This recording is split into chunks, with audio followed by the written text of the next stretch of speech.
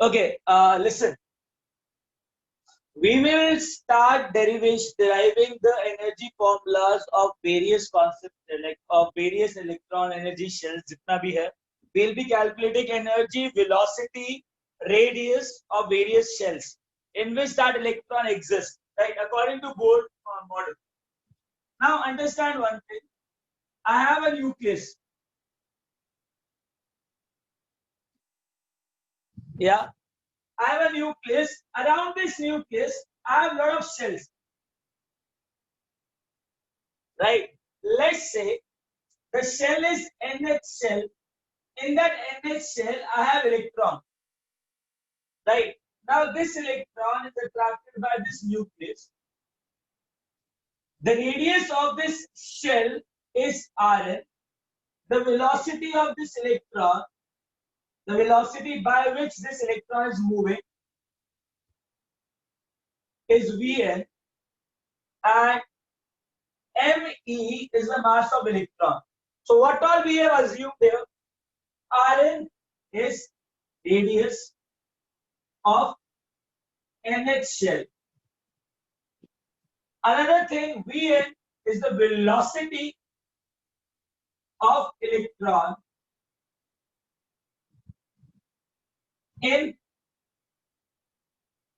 NH shell. What else we have done here? Rn is radius of NH shell in which the electron exists, or आपने लिख दिया Me is mass of electron. आपने लिख दिया sir वो Rn. Rn is radius of NH shell. You have written it दो बार लिखा sir है। 2 बार लिखा है। अच्छा, कोई बात नहीं, क्या फर्क पड़ता, तो लिख दिया। अरे सुनो अभी मेरी बात। Vn हो गया, Me हो गया, Rn हो गया, right? Now listen it. Bohr model is valid only for monoelectronic species. Example, hydrogen. Hydrogen के अंदर एक ही इलेक्ट्रॉन होता है। हीलियम के अंदर कितने इलेक्ट्रॉन होते हैं? हीलियम के अंदर कितने इलेक्ट्रॉन होते हैं? 2। अच्छा, अगर एक इलेक्ट्रॉन निकाल दिया तो कितना चार्ज आएगा? +1 charge. charge. अगर 2 में से एक इलेक्ट्रॉन निकाल दिया तो कितने इलेक्ट्रॉन बचे? 1 electron. Again mono electronic. Lithium, lithium is 3 7। कितने इलेक्ट्रॉन्स हैं? 3 अभी +2। मतलब अब एक ही बचा। एक रहेगा। एक ही बचा। Similarly beryllium 3+। बेरिलियम में 4 इलेक्ट्रॉन थे, 3 निकाल दिए, एक बचा। Bohr model works only for monoelectronic species. पूछो क्यों?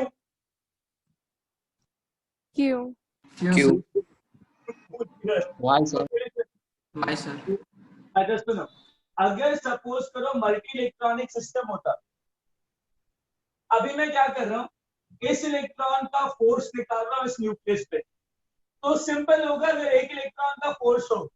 अगर सपोज करो मेरे पास बहुत सारे इलेक्ट्रॉन्स हैं, तो इस इलेक्ट्रॉन का नेट फोर्स क्या होगा? ये इलेक्ट्रॉन इसकी तरफ अट्रैक्ट करेगा, ये इलेक्ट्रॉन इसको रिपेल करेगा, ये इलेक्ट्रॉन इसको रिपेल करेगा, तो जो नेट फोर्स आएगा वो अलग होगा, और उसको मैं कैलकुलेट नहीं कर सकता बिकॉज बहुत सारे इलेक्ट्रॉन्स होंगे।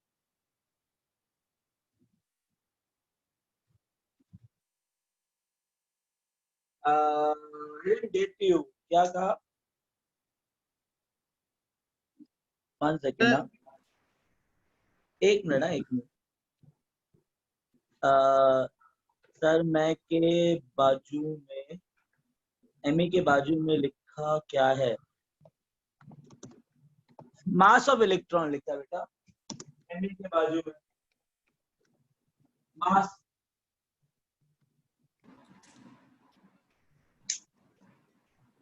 सर इस थ्योरी के अकॉर्डिंग बस वही फर्स्ट इस थ्योरी के अकॉर्डिंग फर्स्ट शेल फिल होने से पहले सेकंड शेल फिल नहीं हो सकता ना नहीं, बिल्कुल नहीं। सर। और तो फिर चक्कर क्या है, अगर Rn तो मैं R1 फर्स्ट हो शेल में जाएगा जो ना। इलेक्ट्रॉन है, सुनो, अगर फर्स्ट शेल में जो इलेक्ट्रॉन है उसको मैंने एनर्जी दी तो nth शेल में जा सकता है ना। हाँ सर। Getting it? तो सब एनर्जी के ऊपर डिपेंड करता है।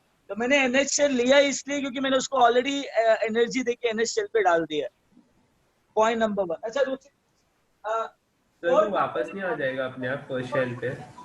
और वो वापस अपने आप फर्स्ट शेल पे नहीं आएगा, हमेशा एनर्जी लोअर करने की कोशिश करेगा तो फर्स्ट शेल पे नहीं आ जाएगा। बेटा आवाज क्लियर नहीं आ रही है, can you speak again? Sir वो हमेशा अपनी एनर्जी लोअर करने की कोशिश करेगा तो वो वापस हाँ, वो first shell पे नीचे नहीं जाएगा, आएगा। हमेशा नीचे जाने की कोशिश करेगा।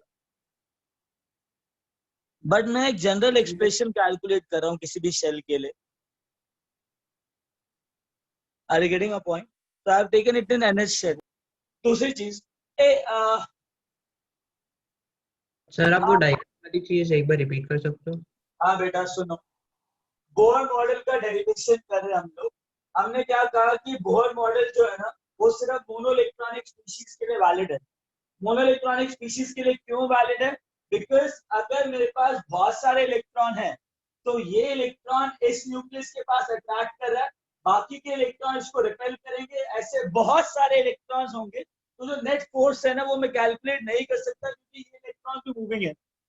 तो चक्कर क्या है, जो नेट फोर्स मेरे को इलेक्ट्रॉन पे कैलकुलेट करना है वो मेरे लिए प्रॉब्लमैटिक होगा अगर एक से ज्यादा इलेक्ट्रॉन होंगे तो।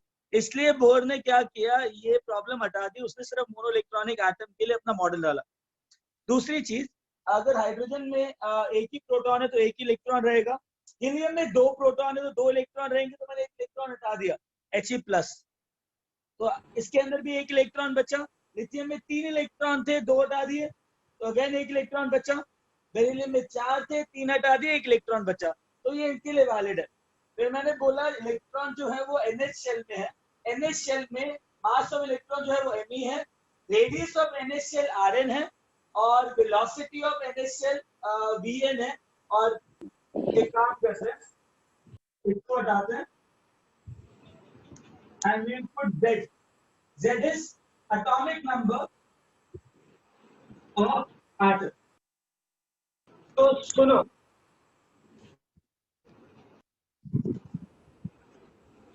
now understand that what is Z?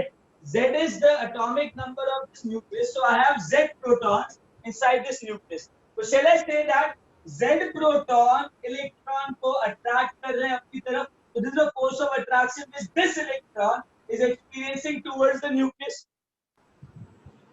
तो इलेक्ट्रॉन नेगेटिव चार्ज है, प्रोटॉन पॉजिटिव चार्ज है, तो बहुत सारे प्रोटॉन इस इलेक्ट्रॉन को अपनी तरफ अट्रैक्ट करे। This is the force of attraction.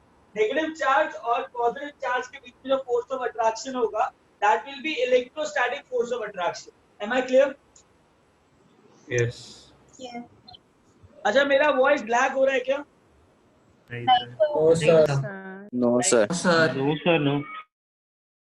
Okay, नहीं हो रहा, ठीक है। लिसन नाउ, इतना समझ में आया? तो एक काम करते हैं, हमने कल ही किया था कि किसी भी सर्कुलर मोशन को प्रोवाइड करने के लिए एक फोर्स चाहिए होता है जो सेंटर पे एक्ट करता है। उस फोर्स को हम लोग क्या कहते हैं? Centripetal force. अच्छा, सेंट्रीपिटल फोर्स का I just tell you, force of centripetal कौन प्रोवाइड कर रहा होगा? Electrostatic force of attraction. यहाँ पे इलेक्ट्रोस्टैटिक फोर्स ऑफ अट्रैक्शन। हाँ, मैंने क्या कहा था, एक अट्रैक्टिव फोर्स चाहिए होता है सेंट्रीपिटल फोर्स प्रोवाइड करने के लिए। इस केस के अंदर वो अट्रैक्टिव फोर्स कौन दे रहा होगा? हमारा इलेक्ट्रोस्टैटिक फोर्स ऑफ अट्रैक्शन, जिसमें ये इलेक्ट्रॉन इस प्रोटॉन के पास अटैक कर रहा होगा। एग्रीड? तो shall I say that centripetal force is provided by electrostatic force of attraction?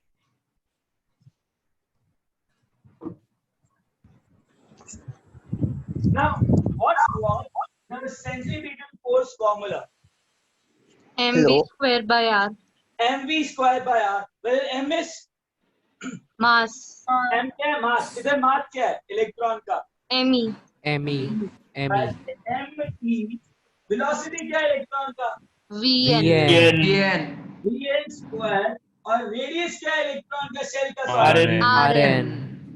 Rn is the radius of shell. So this is a centripetal force and it should be provided by electrostatic force. Electrostatic force का formula क्या होता है? Q1 Q2 by 4 pi epsilon naught. K Q1 Q2 by R. Q1 Q2 by 4 pi 4 pi epsilon naught R. R square. 1 second. R square, not R. Now Hello. understand this. Hello. Yeah. Sir, actually, I wanted to know whether this is the second lecture of chemistry. Actually, it is, I guess, 5th or 6th lecture of chemistry. Why? No, actually, I have only attended one lecture, so I was thinking that this is the continuation of it. So, which lecture you have attended? That was, I think, day before yesterday. Day before yesterday, we were doing photoelectric effect, I suppose. I'm not sure whether. Okay, you do one thing. Ask for all the recordings from sir, right? We have all the lectures in the recorded form. Okay. Point Yeah, number one.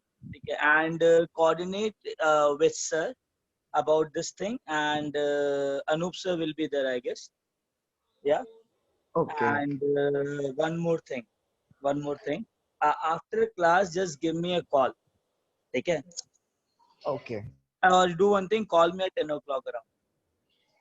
Search on YouTube भाई, YouTube search करो. कौन सा channel है भाई YouTube में है? Nilesh Kamble. Nilesh Kamble is the name of the channel. Nilesh Kamble. You will get it. ठीक है. Okay, thank you. Okay bye. चलो देखते हैं. आ जाओ. अच्छा, सेंट्रीपिटल फोर्स और electrostatic force will get balanced equally, right? Now listen, one more thing. What is Q1? Charge on particle. Now what is the charge on electron? Negative. Negative, but what charge? E. 1.6 One into E. 10 raised to power minus 19. We can take it as E. What is Minus the charge 1 on E. nucleus? ZE. ZE. That time electronic charge, because protonic charge is equal to electronic charge. As atomic number is Z. अगर atomic number Z है तो Z number of protons होंगे.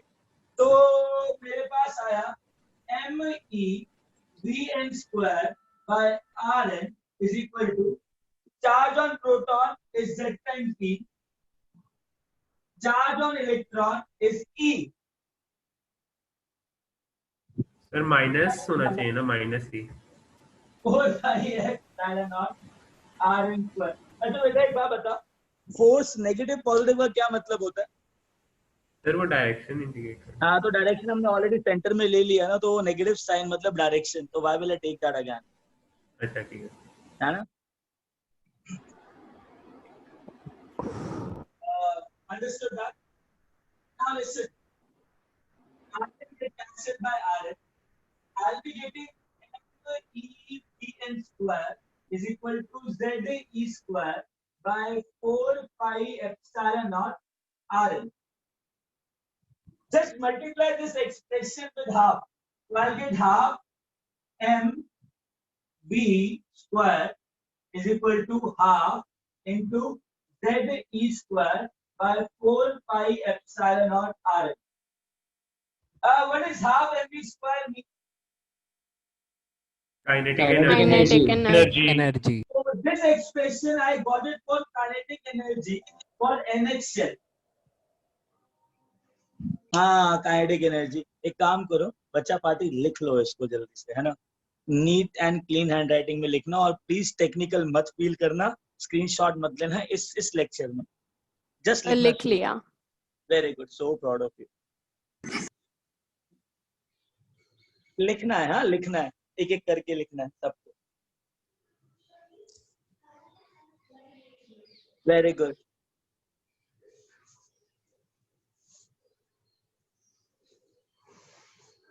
Agreed, but bore के time तक ना quantum नहीं आया था, इसलिए क्वांटम मैकेनिक्स यूज नहीं किया। एंड चेक इट आउट क्या है क्या नहीं, ठीक है। सर बोर के टाइम पे न्यूट्रॉन को भी डिस्कवर नहीं किया गया था ना? नहीं, बिल्कुल नहीं, बोर ने बिना न्यूट्रॉन के काम चलाया, पता है।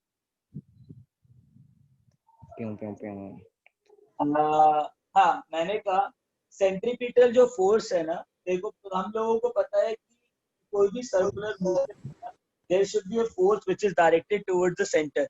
सेंटर पे एक फोर्स लगना चाहिए, और वो फोर्स कोई भी चीज प्रोवाइड कर सकती है। अब जहाँ पे पॉजिटिव नेगेटिव चार्ज है, वहां पे जो फोर्स होगा वो इलेक्ट्रोस्टैटिक फोर्स होगा। अब इलेक्ट्रोस्टैटिक फोर्स जो है वो सेंट्रीपिटल फोर्स प्रोवाइड कर रहा है, एप्सिलॉन नॉट Rn, ठीक है। तो मैं epsilon naught Rn plus,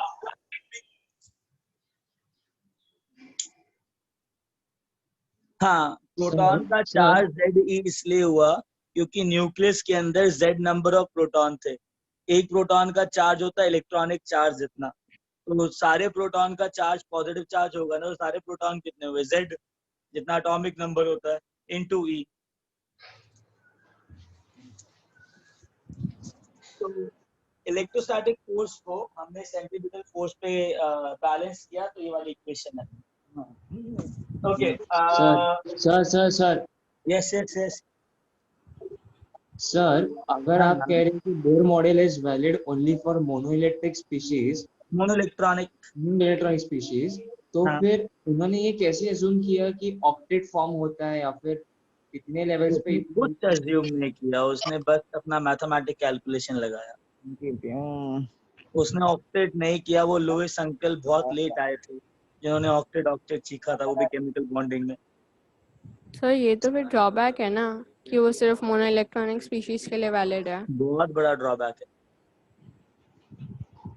sir उसने तो पोजीशन ऑफ वेलोसिटी दोनों ही निकाल लिया था ना, हाँ, तो वो भी तो ड्रॉबैक हुआ है ना। इसको फॉलो क्यों करते हैं? बाद में आएगा ना बेटा, जब आगे हम क्वांटम लेवल पे जाएंगे तो। अभी तो हमको कुछ सर, पता ही नहीं है, हम तो नादान बच्चे हैं अभी। सर फिर इसको फिर भी फॉलो क्यों करते हैं? फॉलो नहीं करते हैं, जेई में क्वेश्चंस आते हैं, अब फॉलो नहीं होता ये मॉडल। बट इसने काफी हद तक स्पेक्ट्रम समझाया था और एनर्जी की वैल्यू सही थी। लास्ट में करेंगे बेटा Schrodinger model of an atom, उसके अंदर मैं तुमको स्ट्रक्चर बताऊंगा कैसा होता है।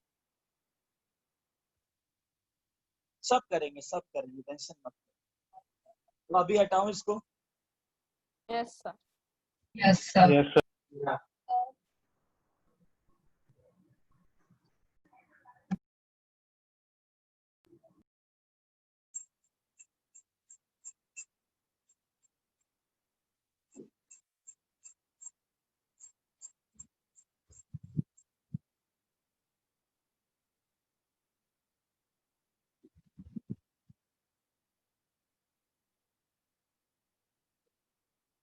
सर वो क्या लिखा है, काइनेटिक एनर्जी ऑफ क्या, राइट साइड में?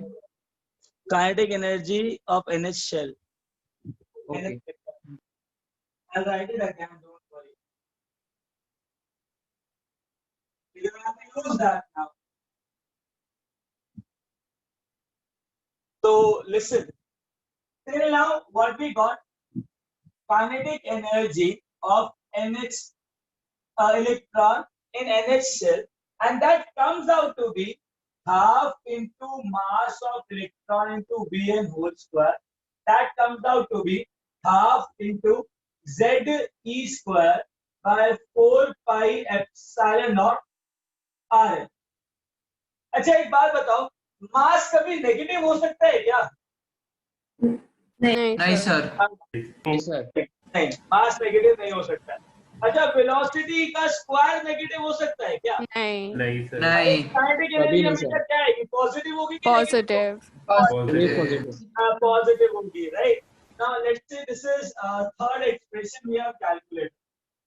Now understand, I want to calculate the potential energy of electron in NH shell. Now I very well know the potential Sir, wave nature of electron was not justified by this model. I am so proud of you. But मुझे ना wave nature के बारे में theory पता नहीं अभी तक. Next class में पता लगेगी. So now we actually correct. So potential energy of NH shell. What is the potential energy of NH shell? ZE square by 4 pi epsilon naught Rn. Right? 4 pi epsilon और naught पार्सल आगे Rn. R Rn, R square की energy है, energy में Rn आता है. अभी सुनो, चार्ज ऑन प्रोटॉन कितना था? Ze. चार्ज ऑन इलेक्ट्रॉन क्या था? E minus P divide by 4 pi epsilon naught Rn. अब मुझे पता है तुम दो क्वेश्चन पूछने वाले हो. पहला क्वेश्चन, पहले वाले एक्सप्रेशन में माइनस ई क्यों नहीं लिया? यहाँ पे क्यों लिया? था ये तो मैं Very पूछ good. सर पूछो. पूछने लगा। Okay, listen. स्टीम क्या है? मैंने पहले ही बोल दिया था कि अगर मैं माइनस लूंगा ना तो माइनस फोर्स के केस के अंदर एक डायरेक्शन रिप्रेजेंट करता है, मैग्नीट्यूड नहीं, डायरेक्शन. और वो डायरेक्शन सेंटर पे थी, इसलिए मेरे को उस माइनस की जरूरत नहीं थी क्योंकि वो माइनस ऑलरेडी डायरेक्शन डिनोट कर चुका था. Point number 1. Agree? Sir okay तो फोर्स के केस में प्लस और माइनस सिर्फ डायरेक्शन को रिप्रेजेंट करता है, और वो सेंट्रीपिटल डायरेक्शन मेरा नेगेटिव चार्ज दे रहा था, नेगेटिव साइन दे रहा था, तो मेरा काम हो गया. बट पोटेंशियल एनर्जी जब अट्रैक्शन होगा तो मैं एनर्जी लूज करूंगा कि गेन करूंगा? लूज हाँ, लूज. अगर एनर्जी के केस के अंदर पॉजिटिव और नेगेटिव का मतलब हो तो पॉजिटिव का मतलब होता है एनर्जी गेन करना, और नेगेटिव का मतलब होता है एनर्जी लूज करना। उसमें पॉजिटिव और नेगेटिव का मतलब होता है गेन और लूज करना. तो अगर मेरे को पता है कि पॉजिटिव चार्ज और एक नेगेटिव चार्ज है, न्यूक्लियस पॉजिटिव चार्ज है, इलेक्ट्रॉन नेगेटिव चार्ज है, दोनों आपस में अट्रैक्ट करके क्या करेंगे? गेन करेंगे एनर्जी। अट्रैक्शन से एनर्जी क्या होती है? क्या होती है? लूज होती है, गेन होती है? लूज होती है कहना चाहिए नेगेटिव या positive? Negative. So that is why I put minus e here. Okay okay Potential energy of NH shell should be equal to minus ZE square by 4 pi epsilon naught R. हाँ, मैंने कहा कि बेटा force के case में positive और negative sign direction को represent करता है. तो मैंने पहले नेगेटिव साइन इसलिए नहीं डाला क्योंकि नेगेटिव डायरेक्शन सेंटर की तरफ थी, तो वो ऑलरेडी डिनोट कर दिया उसने. तो मुझे फोर्स में पॉजिटिव नेगेटिव की जरूरत नहीं है क्योंकि वो डायरेक्शन को रिप्रेजेंट करता है, मैंने ऑलरेडी डायरेक्शन सेंटर पे ले ली, तो मुझे नेगेटिव डालने की जरूरत नहीं है. बट एनर्जी पॉजिटिव और नेगेटिव हो सकती है. एनर्जी पॉजिटिव का मतलब होता है गेन करना, नेगेटिव का मतलब होता है लूज करना. और जब पॉजिटिव चार्ज और नेगेटिव चार्ज अट्रैक्ट करता है या कोई भी दो बॉडीज आपस में अट्रैक्ट करती है तो एनर्जी लूज होती है. तो अगर एनर्जी लूज होगी तो एनर्जी नेगेटिव होगी कि पॉजिटिव होगी? Negative. Exactly. तो समझ में आया? तो I just introduce a negative charge है. अब मेरे को एक बात बताओ, अब मेरे को एक बात बताओ, total energy of NH shell क्या होगा? Total energy of NH shell should be equal to potential energy plus kinetic energy. और हाँ, पोटेंशियल एनर्जी कितनी है? Minus ZE square by 4 pi epsilon naught Rn. Kinetic energy कितनी है? Plus half ZE square by 4 pi epsilon naught Rn. Negative Minus half Minus ZE of square ZE square. by 4 pi epsilon naught R. हाँ, या getting it? अब ना तुम अच्छी तरह देखो इस सिस्टम को और मुझको बताओ कि अगर ये न्यूक्लियस है और ये एक पर्टिकुलर शेल है, इस शेल में एक इलेक्ट्रॉन है, इस इलेक्ट्रॉन का टोटल एनर्जी तुमको -1.51 इलेक्ट्रॉन वोल्ट दे रखा है। कितना दे रखा है? -1.5 इलेक्ट्रॉन वोल्ट। हाँ, तो मुझे एक बात बताओ, इस इलेक्ट्रॉन का पोटेंशियल एनर्जी कितना होगा और इस इलेक्ट्रॉन का काइनेटिक एनर्जी कितना होगा? ये तुम्हारे सामने लिखे हुए फॉर्म।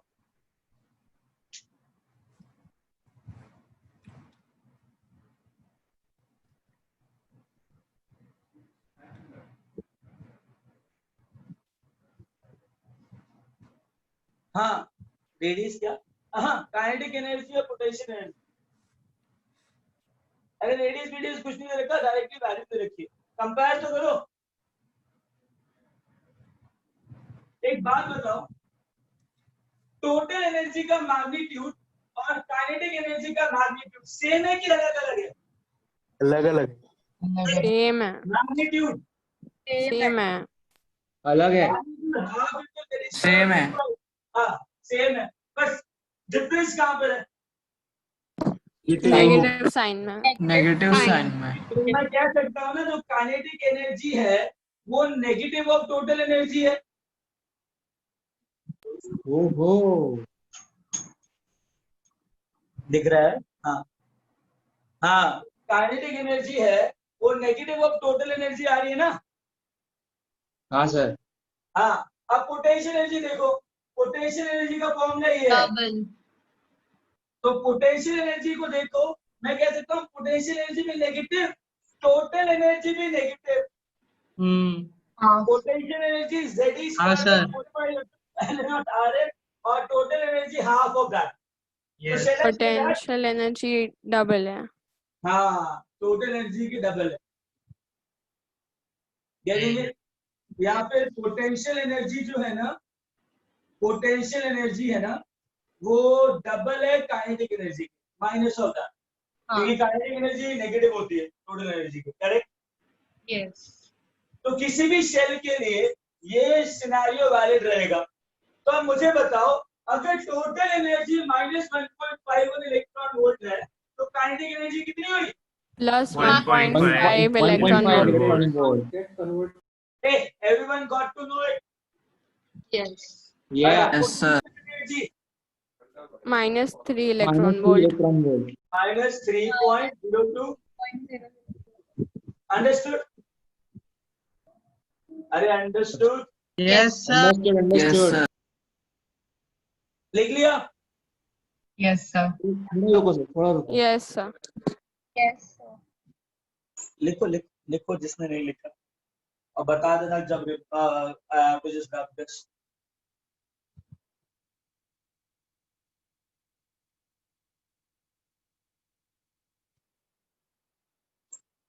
Done, sir. हाँ, डन, वेरी गुड।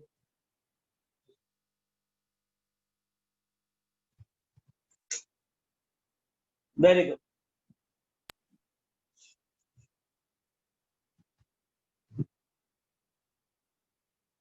ये क्वेश्चन भी लिख लिया? Yes sir. Great sir. हाँ, 2 मिनट के लिए वेट करो सर।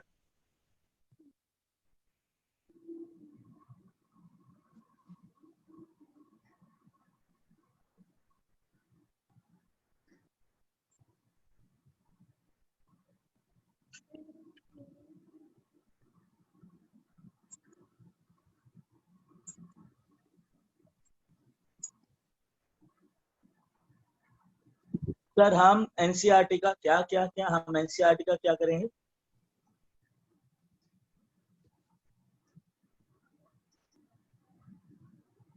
हम एनसीईआरटी का फर्स्ट चैप्टर कब करेंगे? सर 1.5 राइट साइड के बाजू में क्या लिखा है? अरे 1.51 इलेक्ट्रॉन वोल्ट ईवी है, electron volt. Sir what is the path of electron around the nucleus? देखो अभी तक के लिए सर्कुलर।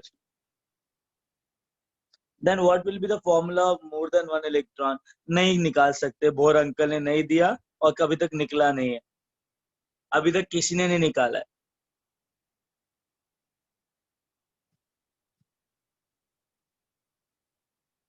क्योंकि घूमते हुए इलेक्ट्रॉन्स के बीच में रिपल्शन होगी, वो पूरा रिपल्शन कैलकुलेट करना बहुत टफ है। सर एग्जाम में ये मेथड से पी और के ही फाइंड आउट करेंगे? हाँ बेटा, इसी मेथड से करेंगे।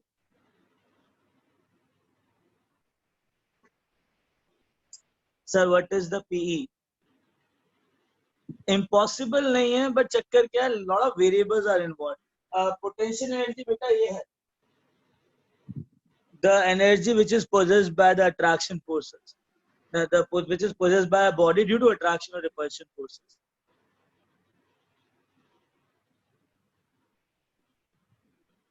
Sir, is it so that it can be any distance from the nucleus? Yeah, it can be any distance from the nucleus, but it should pertain to a particular shell. हर एक shell का एक different distance होता है. Sir, all are these formula mentioned in NCERT? I hope so, but no, derivations are not there. Sir, beside the NCERT, what all books we have to refer for chemistry?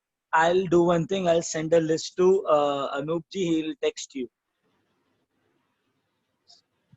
Sir, not sir in MP का है तो R square किसका है?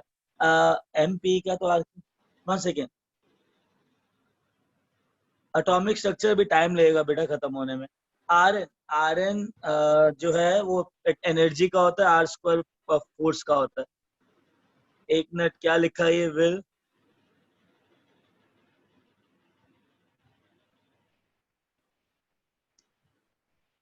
एक minute यार।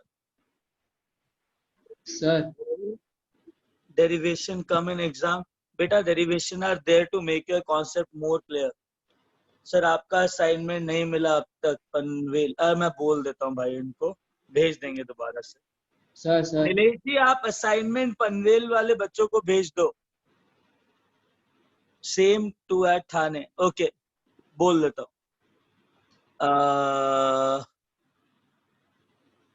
या tell me. sir, yes अगर Bohr's model ने मतलब अगर बोर्स मॉडल इतने सारे formulas kinetic energy, potential energy के डिराइव कर चुकी है, तो हाँ, फिर जो हर एक शेल में कितने इलेक्ट्रॉन्स होंगे ये किसने प्रूव किया 2n² इस फॉर्मूला से? ये श्रोडिंगर अंकल ने बोला था यार, लेटर ऑन वो लेके आया था सब कुछ। ओके, हाँ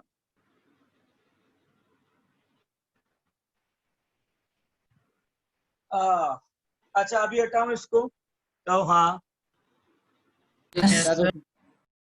हाँ ओके।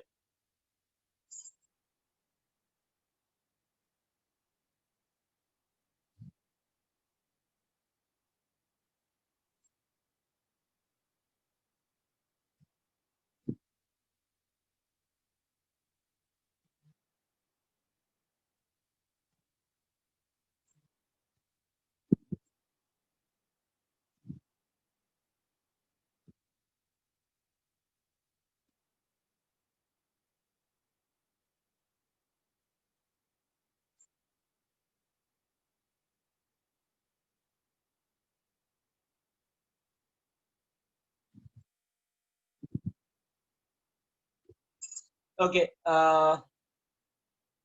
सर इस फॉर्मूला के अकॉर्डिंग टोटल एनर्जी कभी पॉजिटिव नहीं हो सकती। एक मिनट, क्या? इस फॉर्मूला के अकॉर्डिंग टोटल एनर्जी कभी पॉजिटिव नहीं हो सकती ना? नहीं, कभी नहीं, नेगेटिव रहेगी, बिकॉज इनफाइनाइट में हमने लिया था there is no attraction, no repulsion. बाद में करेंगे बेटा, इलेक्ट्रॉनिक कॉन्फ़िगरेशन बाद में करेंगे, अभी नहीं।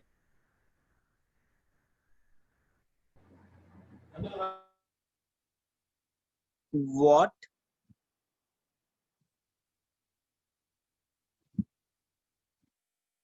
Up, listen. Into Vn square is equal to Ze square by 4 pi epsilon naught Rn. ये मेरा दूसरा डेरिवेशन था, दूसरा स्टेप था, if I'm not wrong, right? अब सुनो, बोहर अंकल ने ना एक और चीज बोली थी अपने पोस्टुलेट्स में। उसने बोला था मास of electron into velocity of electron into radius of electron that is orbit angular momentum. Orbit angular momentum is equal to nh by 2 pi, where n is shell number, h is Planck's constant. Let's say this is expression 5. हमने अभी तक 4 expression लिखे ना, चलो सुनो, अब सुनो। Sir वो ऑर्बिट के बाद क्या लिखा? What? You written after orbit. Angular momentum. Orbit angular momentum. This is angular. Orbit angular momentum. Now listen. Planck's constant. Now listen. I have 2 equations. Now सुनो ध्यान से. Atomic number पता होगा, मुझे दे रखा होगा. इलेक्ट्रॉन का चार्ज पता है. 4 pi epsilon naught वाली वैल्यू पता है. N is shell number, H is Planck's constant, 2 pi, N भी दे रखा होगा, ठीक है, तो Z भी दे रखा होगा, शेल नंबर भी दे रखा होगा. मुझे वेलोसिटी नहीं पता, मुझे रेडियस नहीं पता, मुझे मास ऑफ इलेक्ट्रॉन पता है, मुझे मास ऑफ इलेक्ट्रॉन पता है, मुझे वेलोसिटी नहीं पता, मुझे रेडियस नहीं पता, मुझे ये पता है, मुझे ये पता है, मुझे ये पता है. मतलब वेलोसिटी रेडियस नहीं पता, वेलोसिटी रेडियस नहीं पता, 2 वेरिएबल है, 2 इक्वेशन है. तो 2 इक्वेशन दे रखी है, 2 वेरिएबल दे रखे, तो मैं एक वेरिएबल कैलकुलेट कर सकता हूँ ना. Yes. या नाउ अब सुनो मैं क्या कर रहा हूँ, इसको मल्टीप्लाई कर रहा हूँ मास ऑफ इलेक्ट्रॉन से, डिवाइड कर रहा हूँ मास ऑफ इलेक्ट्रॉन से. सो मल्टीप्लाइंग और dividing by mass of electron. जैसे ही किया तो मेरे पास आ गया MEVN whole square, because ME square VN square is ME into VN whole square divide by ME is equal to ZE square by 4 pi epsilon naught Rn. This is expression 6. From this expression 5 मैंने क्या किया, ME और VN की एक value निकाल ली. ME into VN is equal to NH by 2 pi Rn. This is expression 7. अब सुनो, MEVN की वैल्यू आ गई.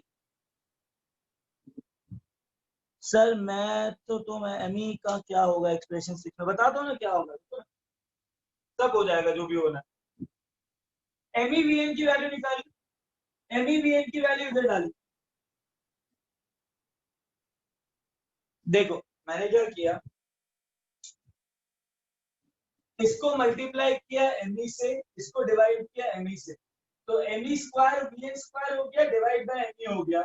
ME स्क्वायर VN स्क्वायर को मैं ME VN का होल स्क्वायर लिख सकता हूँ, ME VN का होल स्क्वायर लिख सकता हूँ, और डिवाइड बाय ME है इज इक्वल टू ये क्या एक्सप्रेशन है. पार्ट में एक्सप्रेशन में क्या किया, ME VN की वैल्यू निकाल ली, NH by 2 pi Rn, Rn को इधर ले आया, तो ये 7वां एक्सप्रेशन. अब समझना, मेरे पास MEVN की वैल्यू आ गई है, मेरे पास MEVN की वैल्यू आ गई है, तो मैं इस MEVN की वैल्यू इसमें पुट कर दूं. Yes, sir. Yes, sir. So from 6 and 7, put MEVN value here. So मेरे पास क्या आ जाएगा, N square H square by 4 pi square Rn square, एक ME बच गया, should be equal to ZE square by 4 pi epsilon naught Rn. अब सुनो, इतना समझ में आया कि मैंने इसकी वैल्यू इसके अंदर डाल दी, तो Vn खत्म हो गया, सिर्फ Rn बचा। तो मेरे पास पूरी एक्सप्रेशन में Vn नहीं है, सिर्फ Rn है। Rn से Rn गया and I will be getting Rn को इधर ले गया, बाकी सबको इधर ले आया। तो Rn is equal to 4 pi epsilon n square h square by 4 pi square m e z e square. कोई दिक्कत इसके अंदर? बिल्कुल नहीं सर। हाँ सर। ना। अब सुनो, मुझे 4 पाई स्क्वायर की वैल्यू पता है, मुझे 4 पाई एप्सिलॉन नॉट की वैल्यू पता है, मुझे x स्क्वायर पता है, मुझे e स्क्वायर पता है। जब मैंने पुट किया ना तो मेरे पास आया 0.529 एंगस्ट्रॉम, बाकी बचा n square by z, that is radius of NH। सारी वैल्यूज पुट करने के बाद मेरे पास वो आया सारा n स्क्वायर बाय z। वाह, बहुत बड़ा है। Getting the point? अब मेरी बात सुनना ढंग से, मेरी बात सुनना। रेडियस ऑफ NH शेल और मास ऑफ इलेक्ट्रॉन में क्या रिलेशनशिप है, पहले ये बताओ। रेडियस जितना बड़ा मास उतना कम। हाँ, मास ऑफ इलेक्ट्रॉन और रेडियस ऑफ NH शेल में इनवर्सली प्रोपोर्शनल है ना, इस इनवर्सली प्रोपोर्शनल और इनवर्स रिलेशनशिप। तो मैं ना just for the sake of reference मैं एक काम कर रहा हूँ, मैं साइड में यहाँ पे लिख देता हूँ अपने लिए, ठीक है, ताकि मैं लेटर ऑन यूज कर सकूँ। Rn is equal to 4 pi epsilon naught n square h square, which we have derived right now, 4 pi square me z square। हाँ, तो मुझे ना एक चीज पता लग गई कि जो रेडियस ऑफ NH शेल है ना, that is inversely proportional to mass of electron. ऐसा हम क्यों कर रहे हैं? बिकॉज हमको ना कभी कभार क्वेश्चन कॉम्पिटिटिव एग्जामिनेशन में ऐसा आते हैं कि एक हाइपोथेटिकल यूनिवर्स है जिसके अंदर बोहर मॉडल फॉलो हो रहा है। अब उसमें जो इलेक्ट्रॉन है उसका मास जो है ना वो दूसरे जो हमारा इलेक्ट्रॉन है उससे हाफ हो गया, तो अब मुझे बताओ रेडियस कितना होगा। तो तुमको पता लग गया ना कि इनवर्स प्रोपोर्शनल रिलेशन है। अरे बेटा, हाइपोथेटिकल यूनिवर्स बोला ना, हाइपोथेटिकल यूनिवर्स का मतलब है कि एक इलेक्ट्रॉन जो है उसका मास हाफ कर दिया मैंने। क्वेश्चन तो कुछ भी बन सकता है ना। अगर मैंने मास आधा कर दिया तो रेडियस क्या हो जाएगा? अगर इनवर्सली प्रोपोर्शनल है। अरे बेटा, I said okay, I understood that mass is fixed, but अगर मैंने क्वेश्चन चेंज, मेरे ऊपर है ना, क्वेश्चन कैसा भी बना सकता हूँ। अगर मैंने बोल दिया कोई भी हाइपोथेटिकल यूनिवर्स है उसमें जो मास ऑफ इलेक्ट्रॉन है वो आधा हो गया, अब उसमें मैंने मास तो फिक्स नहीं किया ना, जब तक तुमको रिलेशन नहीं पता लगेगा तो फिर कैसे करोगे, राइट? तो अगर मैंने मास आधा किया तो रेडियस डबल हो जाएगा, because it is inversely proportional to mass. इतना समझे? मैंने कहा बस जहन में रखना और दिमाग में रखना कि it is inversely proportional to mass of electron. Why? Because some people tends to play with mass. Sir एक मिनट।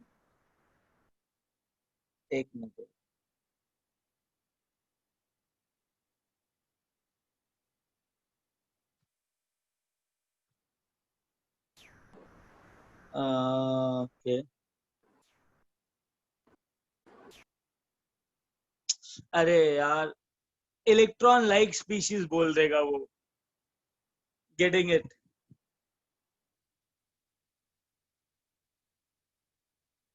चले आगे चले। Sir wait. हाँ, Vn का वैल्यू इसी तरीके से फाइंड आउट करेंगे। तो ये Rn भी सिंगल इलेक्ट्रॉनिक स्पीशीज के लिए एप्लीकेबल होना चाहिए ना? Sir, can I call and ask you? Yeah, you can call and ask me, but call after 10 PM. 10 बजे के बाद रात को। सर ये फॉर्मूला भी सिंगल इलेक्ट्रॉन स्पीशीज के लिए वैल्यूएबल एप्लीकेबल होना चाहिए ना? हाँ, ये सिर्फ सिंगल इलेक्ट्रॉनिक स्पीशीज के लिए वैलिड। तो अभी समझ में आया? आगे चले।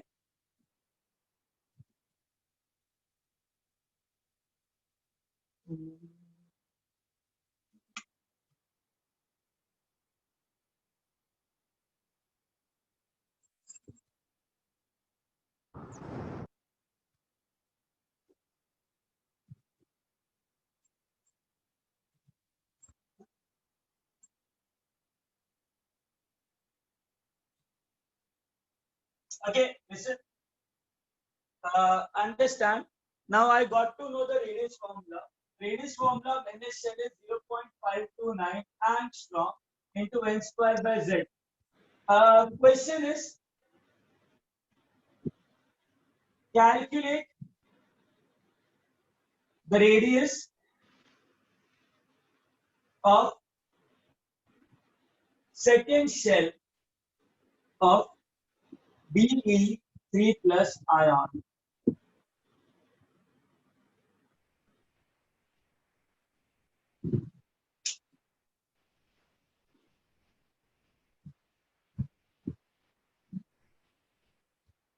पहले तो ये बताओ Be3 प्लस मोनो इलेक्ट्रॉनिक है कि नहीं है? मोनो इलेक्ट्रॉनिक है। हाँ, तो उस पे कौन सा फॉर्मूला यूज होगा? बोर वाला। उसके बाद फॉर्मूला यूज करो। अच्छा, what is Z value of Be3 plus?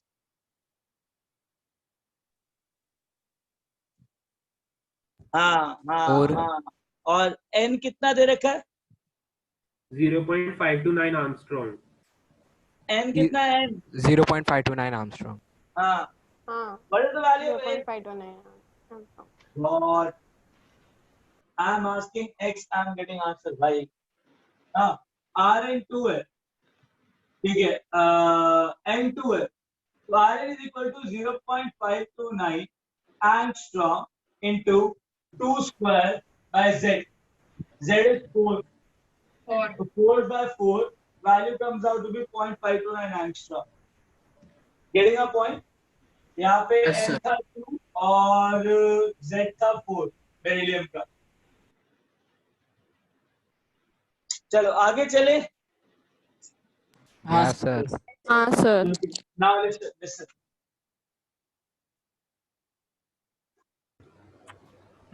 So you people already know that Me into Vn is equal to NH by 2 pi Rn, that is by 7, which I am getting. Right? And Vn, I want to calculate. So Vn becomes equal to NH by 2 pi Rn Me. Now, put Rn here, the thing which you have calculated. So I'll get Vn NH by 2 pi Rn is 4 pi epsilon naught n square h square into 4 pi square me ze square. Again, just put the value of Rn here. Tell me, यहाँ पे me और था. Tell me, me से me गया, ns से nh गया. So final expression of velocity either 4 by ze square by sir 4 पाई भी कर सकता है। एक नहीं काटूंगा 4 पाई एप्सिलॉन नॉट की वैल्यू मुझे डायरेक्टली पता है। ओके, तो वो नहीं काटूंगा मैं। I'll not do that और mistake। 4 पाई स्क्वायर भी तो कर सकते हैं ना। 4 pi square z square nh 2 पाई 4 पाई, हाँ काट देते हैं।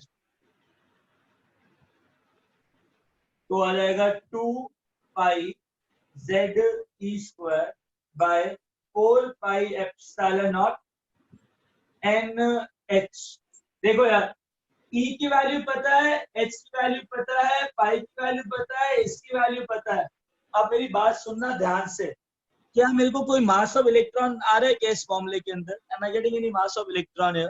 नहीं सर। No No, sir. मतलब अगर हाइपोथेटिकल यूनिवर्स में इलेक्ट्रॉन टाइप स्पीशीज और उसका मास चेंज करूंगा तो वेलोसिटी चेंज होगी क्या?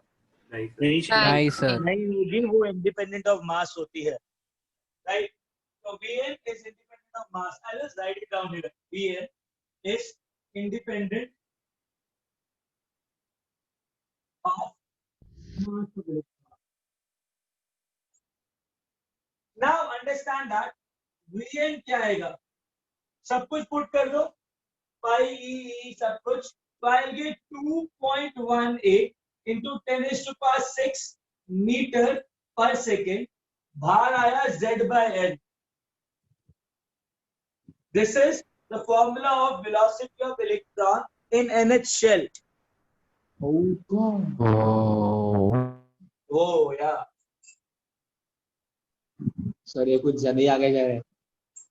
क्या हुआ? That is too much. अभी तो शुरू हुआ है भाई, 2 मिनट को प्लीज बात कराएंगे अभी। और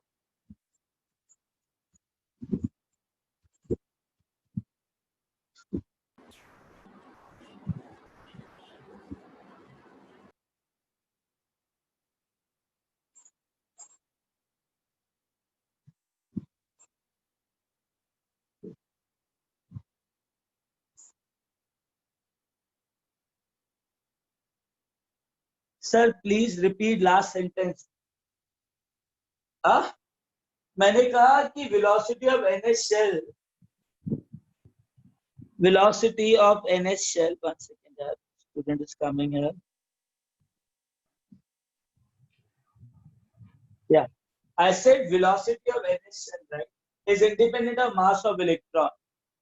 तो मास ऑफ इलेक्ट्रॉन से डिपेंड नहीं कर पा रहा, तो ऑब्वियसली अगर मैं मास ऑफ इलेक्ट्रॉन चेंज भी करूं हाइपोथेटिकल यूनिवर्स में तो उससे कुछ फर्क नहीं आएगा।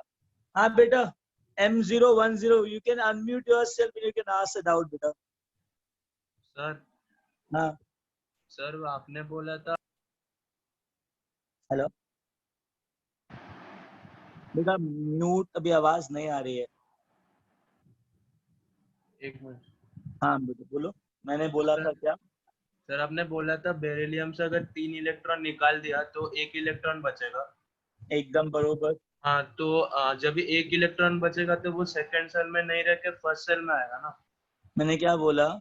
मैंने ना उसको ऑलरेडी एनर्जी दे रखी होगी तो उसको मैं कहीं पे भी नचा सकता हूँ, तो क्वेश्चन में तो मैं इसको कहीं भी पुट कर सकता हूँ ना एनर्जी दे के, तो मेरे ऊपर है ना। Okay sir, okay sir. हाँ ठीक है।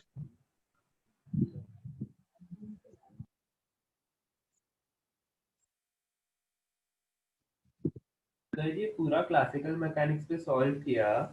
क्या हुआ? ये पूरा चीज क्लासिकल मैकेनिक्स पे सॉल्व किया है, और बट क्लासिकल मैकेनिक्स में कांस्टेंट एनर्जी के लिए हाँ, और हाँ। अगर आप मास चेंज करोगे तो फिर वेलोसिटी भी चेंज होगी। करेक्ट। हाँ, तो फिर सर वो एक ड्रॉबैक नहीं हुआ कि अपने मतलब अगर आप इसमें क्लासिकल मैकेनिक्स वाला फॉर्मूला लगाओ तो फिर ये फॉर्मूला गलत हो जाएगा।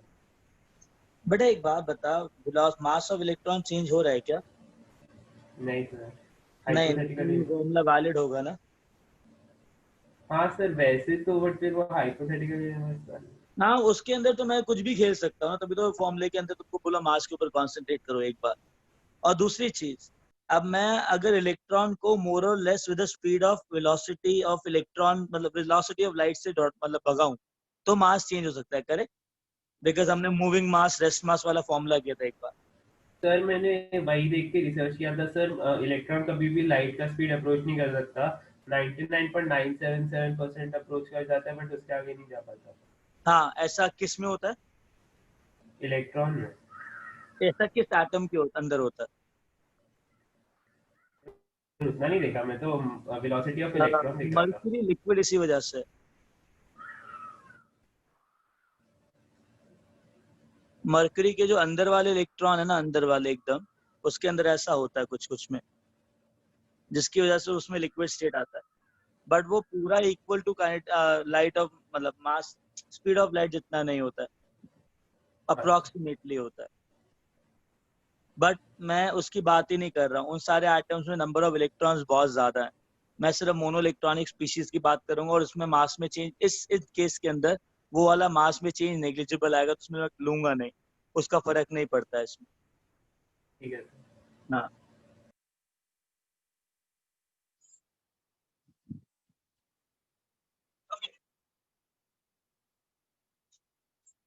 चलो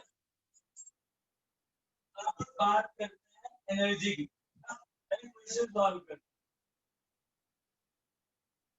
आपकी आवाज कट रही ओ मेरी आवाज कट रही है?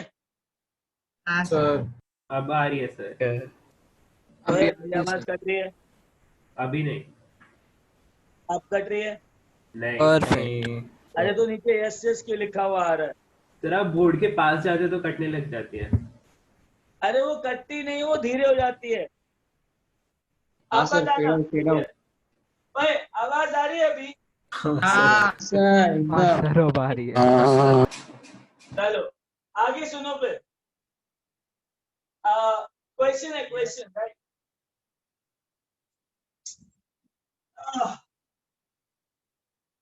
मैं कह रहा था एक और टर्म समझ ही लो।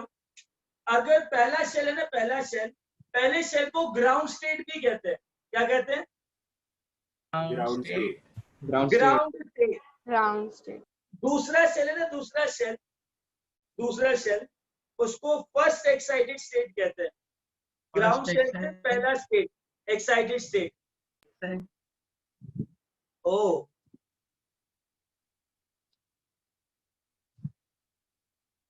ओके। ग्राउंड लेवल पहला एक्साइटेड स्टेट मतलब n is equal to 2।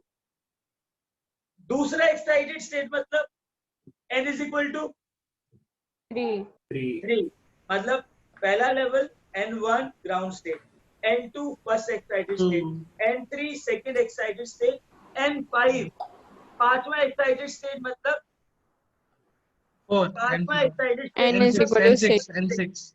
n is equal to 6। तो अगर एक्साइटेड स्टेट दिया हुआ है ना तो शेल नंबर +1 कर देना एक्साइटेड स्टेट में, ठीक है? हाँ सर। चलो अब सुनो, calculate the velocity of electron in second excited state of Li2+ ion.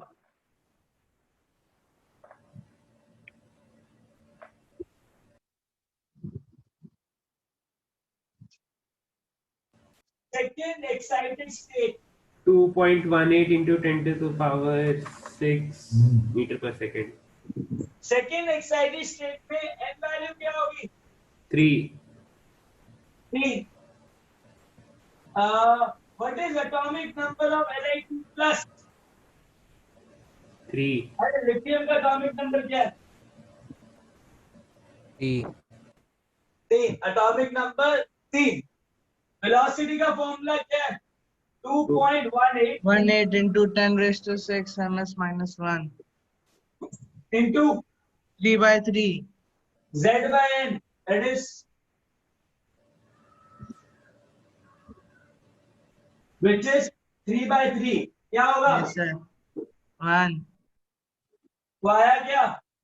2.18 into 10 raised to 6 ms-1 बस। Okay, understood? yes Okay, आगे चले? हाँ सर। Yes, sir. तो should I rub this? yes sir excited state नहीं, देखो भाई excited state का मतलब बहुत सिंपल है। अगर दूसरा एक्साइटेड स्टेट दे रखा है ना, मतलब अरे यार क्या समझा, तुमने 2 टाइप्स की बिल्डिंग देखी होगी ना। मॉडर्न बिल्डिंग में तो ground floor, first floor, second floor ऐसा होता है। जो पहले टाइप की बिल्डिंग्स होती थी उसके अंदर डायरेक्टली नीचे से नंबर 1 स्टार्ट करता था, 1 2 3 4, याद है? yes sir तो शेल मतलब एक्साइटेड स्टेट और शेल नंबर में भी यही रिलेशन है। शेल नंबर 1 का मतलब होता है ग्राउंड लेवल, शेल नंबर 2 का मतलब होता है first excited state. Shell number 3 का मतलब होता है second excited state, shell number 4 का मतलब होता है थर्ड एक्साइटेड स्टेट। मतलब अगर excited state 7th excited state दे रखी है ना तो शेल 8 होगा, +1 कर देना। समझ में आया? Yes, sir. Yes, sir.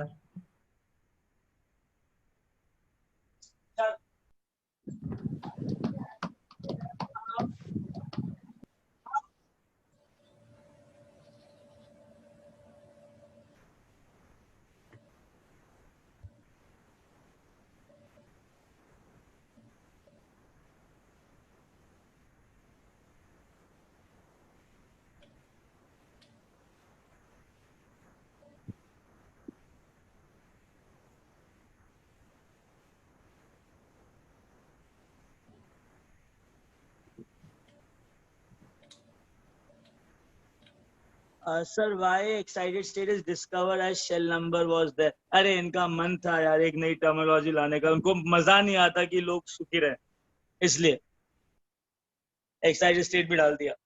किसने किया था सर ये? आई डोंट नो, मिलेगा तो मैं समझ रहा हूँ ना। हाँ सर। आगे चलते हैं। Okay. Okay. Now, what is the total energy formula? We got a formula of total energy as minus of half Z E square by 4 pi epsilon naught Rn. ये कौन सी एक्सप्रेशन थी? बताओ ये कौन सा एक्सप्रेशन था? कौन से नंबर वाला एक्सप्रेशन था ये? Sir minus I mean fourth वाला था ना? The fourth one.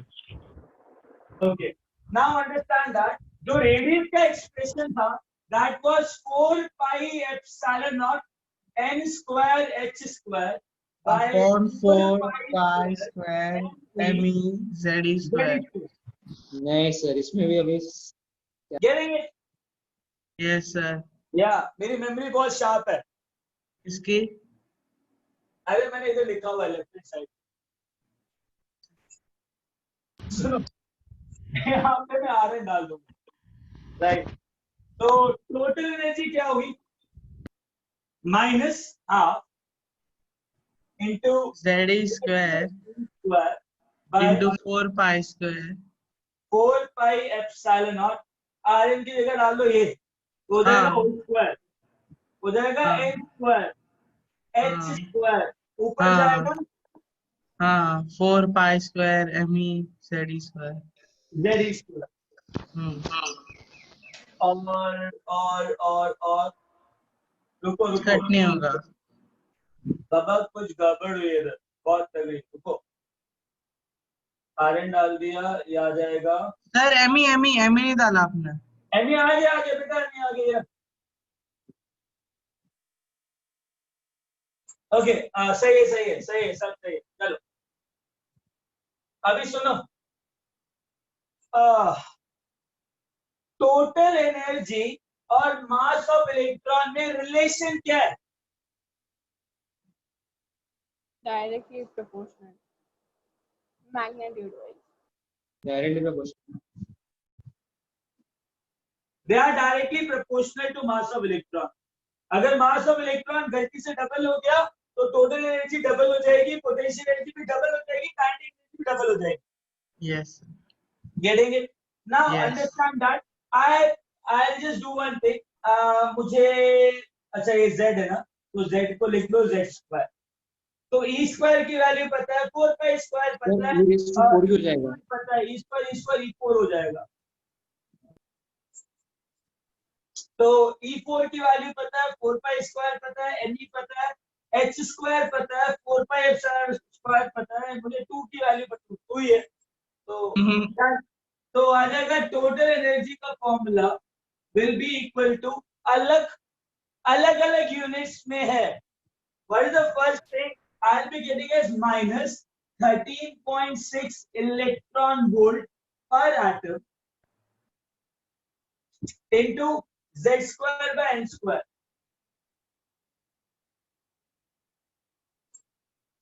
Getting it?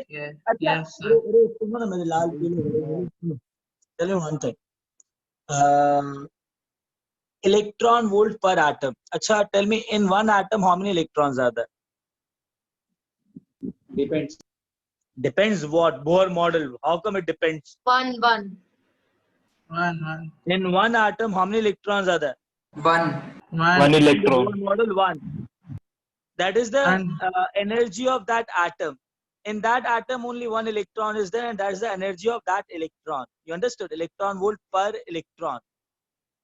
जब एक एटम में एक ही इलेक्ट्रॉन है और उस इलेक्ट्रॉन की एनर्जी दे रहा है, मतलब पर एटम के अंदर, तो वो उसी इलेक्ट्रॉन की एनर्जी को रिप्रेजेंट कर रहा है. मेरी बात समझ में आ रही है? हाँ सर. हाँ, so this is energy of one electron which is present inside that atom. Got it? तो इलेक्ट्रॉन वोल्ट पर एटम में एनर्जी दे रखी है. अच्छा, एक बात बताओ, इलेक्ट्रॉन वोल्ट को जूल्स में कैसे कन्वर्ट करते हैं? मुझे ना किसी चीज से मल्टीप्लाई करना पड़ता है इसको. वो कौन सी चीज है? इलेक्ट्रॉनिक 1.6 इलेक्ट्रॉनिक चार्ज से मल्टीप्लाई कर दो उसको. तो मल्टीप्लाई कर दो इलेक्ट्रॉनिक चार्ज से. ठीक है, I am just multiplying electronic charge.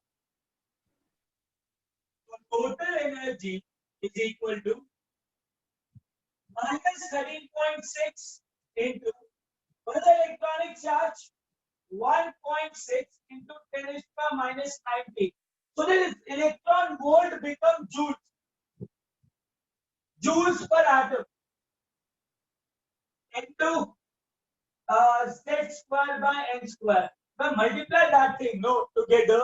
So I will be getting 21.79 into 10 to the power minus 19 joules per atom into z square by n square. You do one thing, इसको इधर लेके आ जाओ और approximately कितना हो जाएगा? -2.18 into 10 to the power minus 18 joules per atom into z square by n square. Getting it? So if I want energy in joules for that electron, I'll be getting this formula. Now ये 2.18 energy और 2.18 velocity दोनों का value similar है ना, तो याद करने में सिंपल रहता है. तो इसलिए 2.79 को 2.18 की टर्म्स में लिखा. अंडरस्टूड? ऐसा क्यों किया? Yes great. अब मुझे एक बात बताओ, मोल क्या होता है? 6.022 into 10 to the power 23 number एक बस. बहुत बड़ा, बट हाँ एक नंबर है. जब मैं 6.022 into 10 to the power 23 चीजों को मिला दूंगा ना, तो एक मोल बनेगा. हाँ. ठीक है, एक इलेक्ट्रॉन का एनर्जी दे रखा है इतना, दिख रहा है तुमको? हाँ. एक इलेक्ट्रॉन का एनर्जी दे रखा है तुम लोगों को. बेटा इट शुड बी -18 ओनली. मेरा मैथ्स बहुत अच्छा है. इसको लेके जाऊंगा इधर 10 आएगा. 10 raised to power 1 -19. 1 और -19 -18 हुआ ना. सुनो, कहा था मैं, एक इलेक्ट्रॉन का एनर्जी दे रखा है इतना. ठीक है. अच्छा, 10 इलेक्ट्रॉन का एनर्जी कितना होगा? 10 times into 10 into 10. अच्छा, 100 इलेक्ट्रॉन का एनर्जी कितना होगा? into 100 200 करोगे. अच्छा, एक बार बताओ, एक मोल इलेक्ट्रॉन का एनर्जी कितना होगा? to Avogadro number into 6.022 divide मत करना है ना. हाँ. into. हाँ. तो एनर्जी इन जूल पर मोल, तो एक मोल के लिए कितना होगा? -2.18 into 10 to the power -18 into 6.022 into 10 to the power 23. That will come in joules per mole. Energy in joules per mole. Agreed? तो into z square by n square. ये आता है तुम्हारा -1312000 joules per mole into z square by n square approximately. अच्छा, joules को kilo joules में कैसे convert करते हैं? Divide by 1000. Divide by 1000. तो किलो जूल में कन्वर्ट करना हो तो आता है -1312 किलो जूल पर मोल इंटू nz²/n². अच्छा एक बात बताओ, एक जूल में कितने अर्ग्स होते हैं? अर्ग्स इज सीजीएस यूनिट. 10⁻7. 10⁻7 अर्ग्स होते हैं. तो अगर मेरे को इसको अर्ग्स पर एटम में डालना तो क्या करूंगा? -2 पॉइंट इसको करते हैं, थोड़ा पीसफुल रहेगा. -2.18 इंटू 10⁻11 अर्ग्स 11. atom into z²/n. मतलब सर राइट साइड का थोड़ा नहीं दिख रहा, थोड़ा 1 सेकेंड.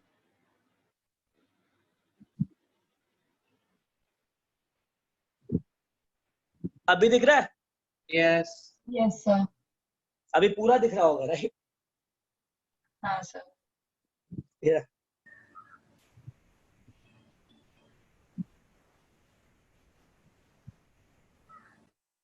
Okay. हाँ.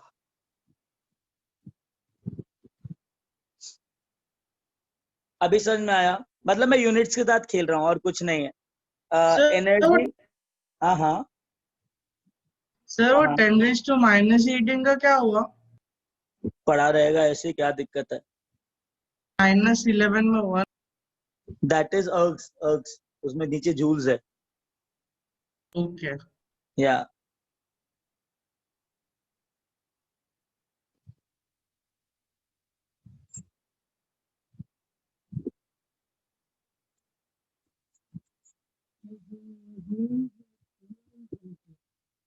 हटाओ इसको, कहो हाँ. हाँ sir. हाँ सर. हाँ नहीं सर. सर रुको. सर रुको हाँ. एक. अच्छा रुक गए भाई. Allow water by the time. Mummy.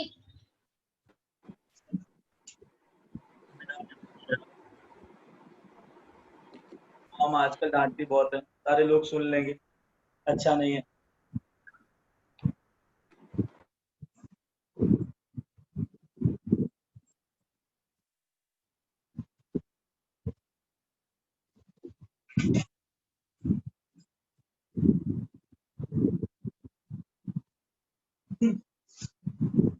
तुम लोग महाभारत रामायण देख रहे हो ना? हाँ. हाँ सर. नेगेटिव में कैसे रहेगा? बिकॉज एनर्जी लूज कर रहा है बेटा वो, इसलिए. हाँ देखा था पहले. अच्छा कहाँ पे क्या? घर पे टीवी वाली महाभारत ज्यादा चलती है कि रियल लाइफ वाली ज्यादा चलती है? दोनों भी. सर रियल लाइफ में तो बिग बॉस चल रहा है फिलहाल. Directly proportional. बिग बॉस चल रहा है आजकल. सलमान खान कौन है? पुलिस. हाँ पुलिस. ओके. सर ये सब रिकॉर्ड हो रहा है. क्या कह रहे हो? ये सब रिकॉर्ड हो रहा है सर. रेगुलर है वो, ठीक है, बट आजकल कांटेक्ट प्रोसेस ज्यादा हो गया ना, तो कांटेक्ट टाइम ज्यादा है. सर वो पूछ रहा है रिकॉर्ड हो रहा है क्या? हाँ सर ये सब रिकॉर्ड हो रहा है. तो होने दो, क्या हो गया? Oh. 1 second. What's the big deal? Sir, rub this. Yes sir. Yes. Yeah sir.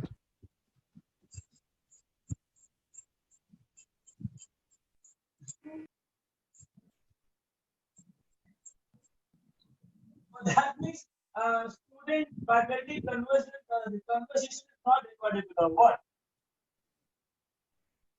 Okay. Shall I rub this fully, right? You have written that. Say yes. Yes sir. Yes sir.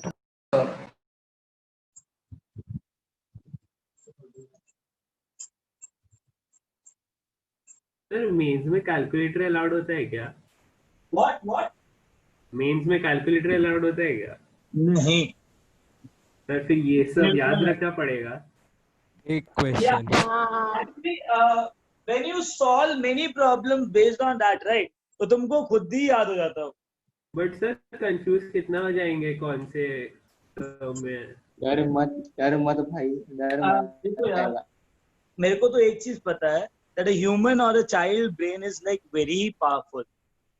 So I don't think that that small things actually create a big problem in life. तो ऐसा ना चाहे फायदा थोड़ी ना उठाएंगे हम अपने दिमाग का. It's not Nazair's father, it's the actual use of brain. If you are not using, no, it'll become dormant. So in order to grow, right, you have to use your brain regularly. And it's known as polishing of brain, not Nazair's father uthana, right? वो तो कर ही रहे हैं.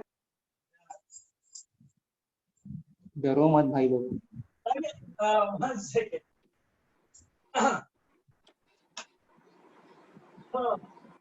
Okay, now what we'll do?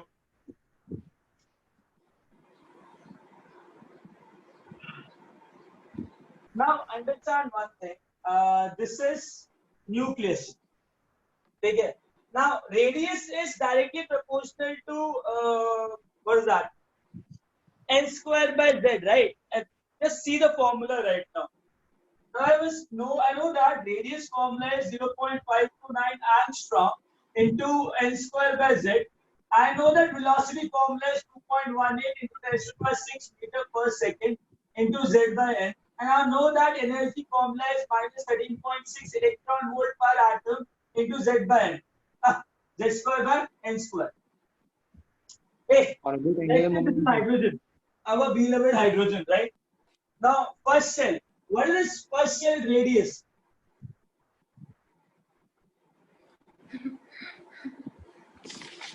Hydrogen के अंदर पहले shell 0.529 angstrom. -529. हाँ, very good. तो ये -5, sorry, not minus. 0.529. हाँ, 0.529 एंगस्ट्रॉम. अच्छा, सेकंड शेल का रेडियस क्या होगा?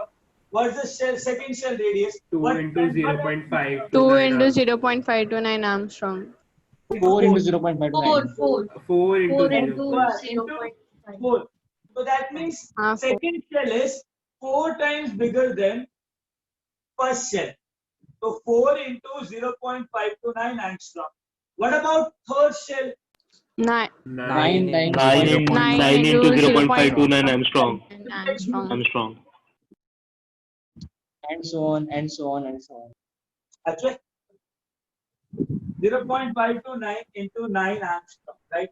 After that, fourth. 16 into 0.529 angstrom. Yeah, it'll go much away. So 16 into 0.529 angstrom. Hey, fifth shell. 25. Oh my God.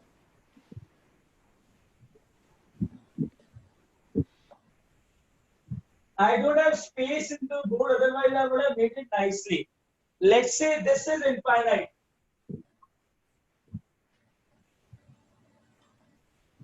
दिख रहा ना infinity? हाँ सर. Yes sir. अच्छा एक बात बताओ, पहले शेल का एनर्जी कितना है? Z तो 1 है इसका, हाइड्रोजन का. N कितना है पहले शेल का? 1. एनर्जी कितना है? 2.18 into 10 to the power 6. अच्छा sorry. minus 13.6 electron volt per atom. Electron volt per atom. Electron volt में जाते, ठीक है. सेकंड शेल का कितना एनर्जी होगा? minus 13.6 electron volt per atom upon divide by into 1/4. Divide by 1/4. 4 divide by 4. तो कितना आएगा? minus 30 electron volt per atom. minus 3.4 electron volt. Third shell का डिवाइड बाय 9 कितना आएगा? minus 1.51 electron volt. चौथे शेल का डिवाइड बाय 16. तो minus 0.85 electron volt. पांचवें शेल का Divide by 25. तो minus 0.5 approximately electron volt. Infinity का n क्या है? सेल इंफिनिटी, इंफिनिटी में n वैल्यू क्या है? Infinity Infinity. Anything divide by infinity is Zero. Zero, तो एनर्जी जीरो लिखना। बात समझ में आई? बात समझ में आई? Yes sir. Yes. अच्छा, अंडरस्टूड दैट पॉइंट, राइट? अच्छा, इसे बना लो, पता होना जरूरी है, और ये एनर्जी वैल्यूज पता होनी जरूरी है। कैलकुलेटर है तुम्हारे पास इस वक्त हाथ में? नहीं। हाँ सर। नहीं सर। है हाँ सर। एक बच्चे के है पास, ठीक है, कोई बड़ी बात नहीं। 13.6 डिवाइड बाय 36 करना, देखना 0.37 आ रहा है क्या? हाँ सर सही है। ठीक है, और डिवाइड बाय 49 करना, देखो 0.27 आ रहा है क्या? हाँ सर सही है। हाँ सर। इतना लिखो,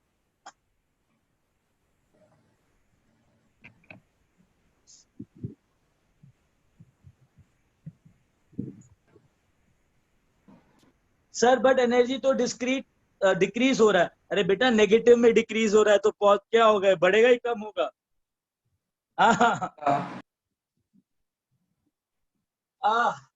तो अभी इसको हटाने का है मेरे को, हटा दूं? तो वो माइनस 0.85 है। 0.85 है, हाँ।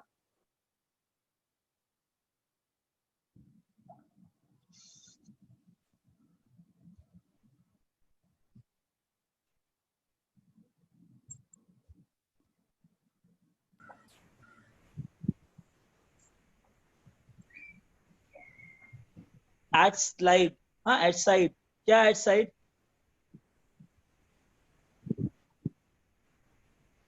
I didn't get it.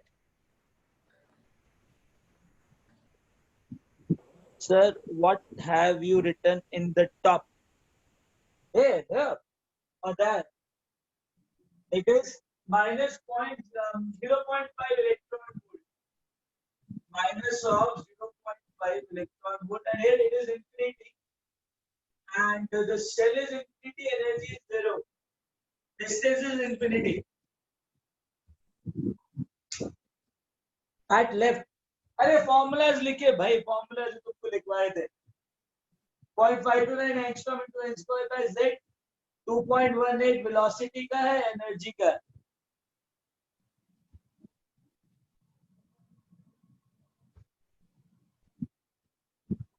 हाँ बेटा, रेडियस बढ़ाओगे तो एनर्जी बढ़ेगा, इनवर्सली प्रोपोर्शनल। कैसे?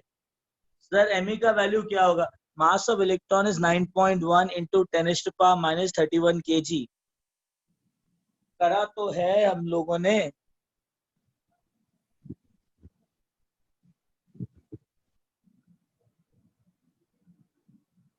Okay, shall I rub this for God's sake? Say yes. Yes sir. Yes sir. Yes sir. Okay.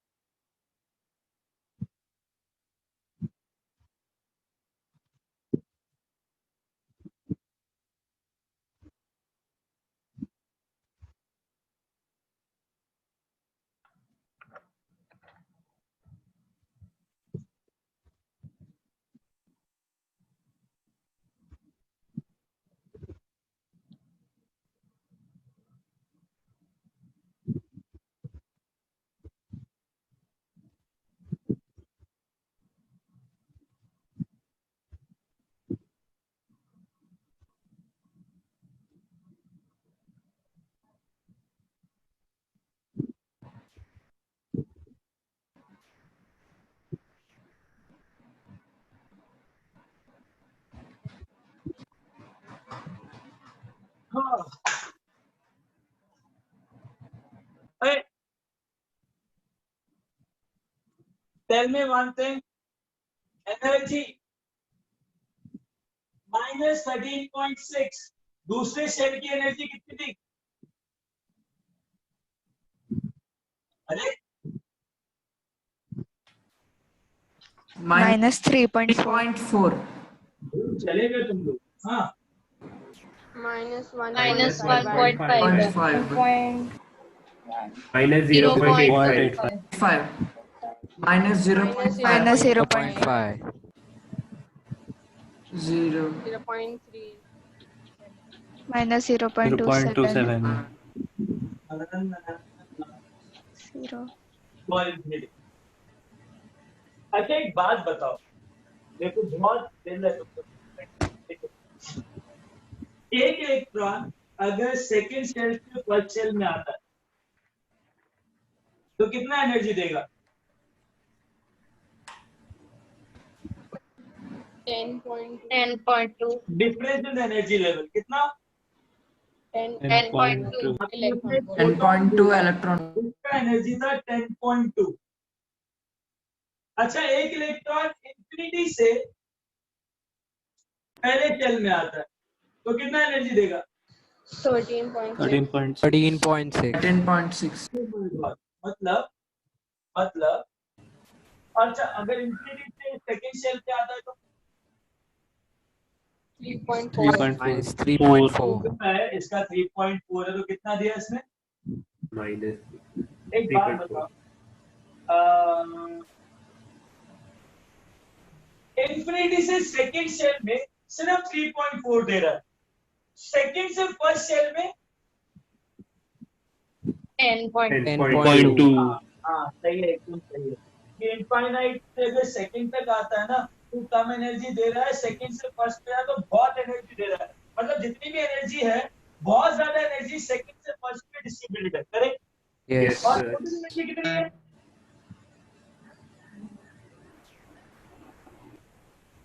Infinite से फर्स्ट शेल तक कितनी एनर्जी है? 13.6 प्लस 10.2 कितना होगा? 13.6 ऑब्वियसली कॉमन सेंस है ना, अगर 3 शेल है, अगर एक इलेक्ट्रॉन डायरेक्टली आ रहा है तो पूरा एनर्जी देगा, इलेक्ट्रॉन रुक रुक के आ रहा है, पहले यहाँ रुका फिर यहाँ रुका, यहाँ पे एक फोटोन दिया Hν1, यहाँ पे एक फोटोन दिया Hν2 और यहाँ पे पूरा एक फोटोन दिया Hν। तो मैं कह सकता हूँ ना ये टोटल एनर्जी इस एनर्जी और इस एनर्जी की इक्वल होगी। Yes, sir. Yes, sir. Hν should be equal to Hν1 plus Hν2 है ना? yes yes sir तो mu is equal to mu1 plus Hν2 हाँ काट सकते हो ना? yes mu को क्या लिख सकते हो? c by lambda is equal to c by lambda 1 plus c by lambda 2 तो 1 by lambda is equal to 1 by lambda 1 plus 1 by lambda 2 exactly।